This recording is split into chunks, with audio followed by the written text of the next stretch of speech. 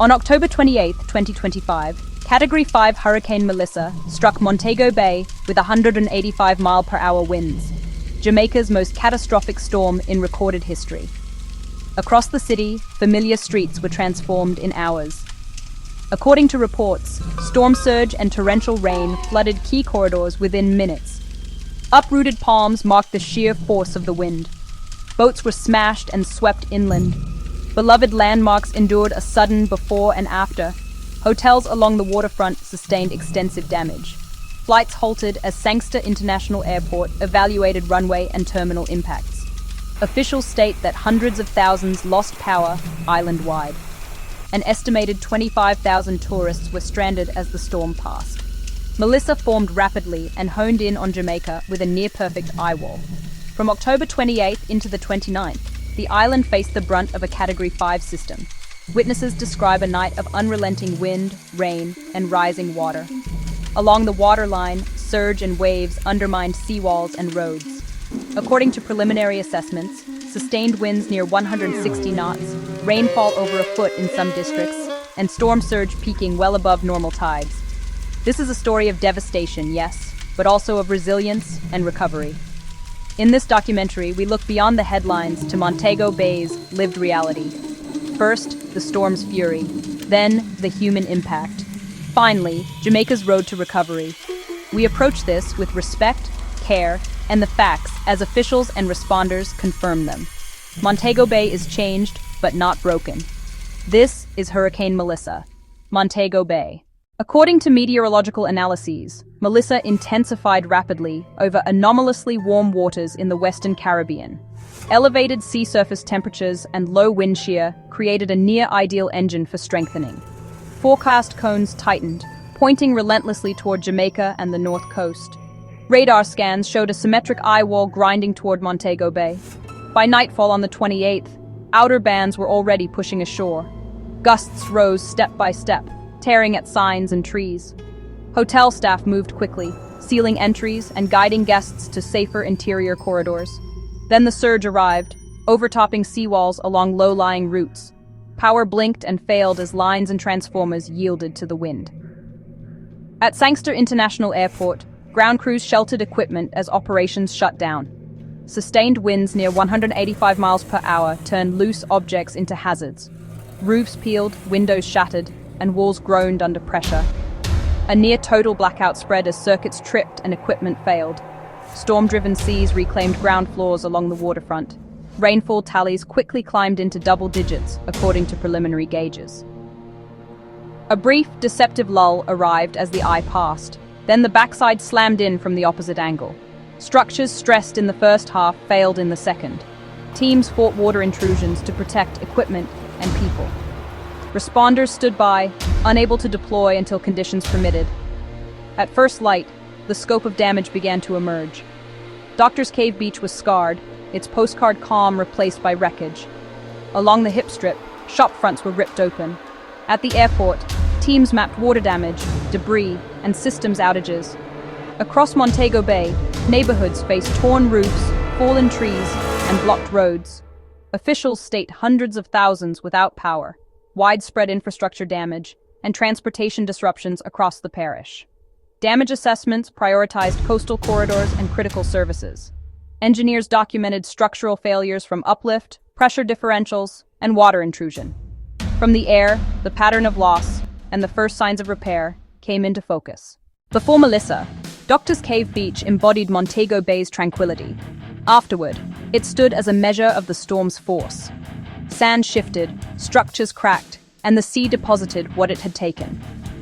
Cleanup began almost immediately. The hip strip, a nightlife artery, thrived before landfall. Post-storm, it fell unnaturally silent. Business owners started with brooms and buckets. Utility teams worked to make the strip safe for recovery.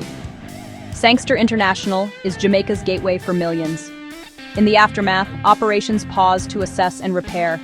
Crews cleared foreign object debris from aprons and taxiways.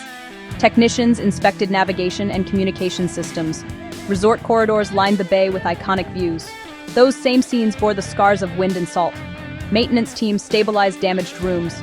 Erosion chewed away at beach entries and walkways. Roadbeds failed where drainage was overwhelmed. Bridges were inspected for scour and structural stress.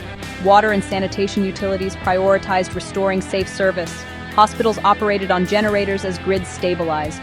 From coral gardens to downtown, damage patterns varied by exposure and elevation. Officials state winds at Category 5 strength, rainfall totals exceeding a foot in places, and surge heights well above seasonal norms. Maps highlight hardest-hit corridors along the coast and river mouths. For residents and visitors alike, the storm redrew the familiar. Next, the human impact. Stories of evacuation, endurance, and rescue. Close up, the physics of wind and water tell their own story. Trusses failed where uplift exceeded design limits. Pressure differentials blasted out windows, driving rain inside. Vehicles bore the scars of flying debris and salt. High water marks traced the surge through ground floors. Along side streets, rack lines showed where water peaked. Blocked drainage compounded urban flooding. Wave action scoured foundations at the water's edge. Tourism workers confronted damage while caring for guests. Restaurants pivoted to limited service on backup power. Operators cataloged losses and planned repairs. Documenting damage was the first step to recovery. Block by block, neighbors began clearing debris. Crews flagged downed lines and stabilized poles. Improvised solutions appeared where infrastructure faltered. Community care surfaced immediately. A patchwork of tarps signaled triage across districts. Power restoration would define the next phase. Through it all, unity and resolve remained visible. Up next, the human impact, evacuations, rescues, and resilience. Shelters, clinics, and distribution sites formed a new map of the city. Inside, stories of endurance unfolded. Evacuation centers housed families from low-lying and exposed areas. Mutual aid arrived in simple gestures: food, blankets, and comfort. Medical staff tended to chronic needs and storm injuries. Information boards kept rumors at bay and guidance clear. With flights grounded, an estimated 25,000 tourists waited for options. Airlines coordinated rebooking once safety checks allowed operations. Hotel teams became translators of evolving information. Connectivity lifelines let visitors reassure family abroad. From the air, responders surveyed flooded corridors and cut-off pockets. Boats ferried people from inundated homes to higher ground. Chainsaws and loaders reopened vital routes. Medical transports delivered both patients and supplies. Faces told the story better than numbers ever could. For children, routine returned in small, creative ways. Hospitality adapted into emergency care. Neighborhood kitchens became hubs for nourishment.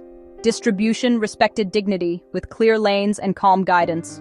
Communication bridged language and worry. Care flowed within families and across them. Symbols of unity traveled on vests, trucks, and banners. Relief convoys rolled in as roads cleared.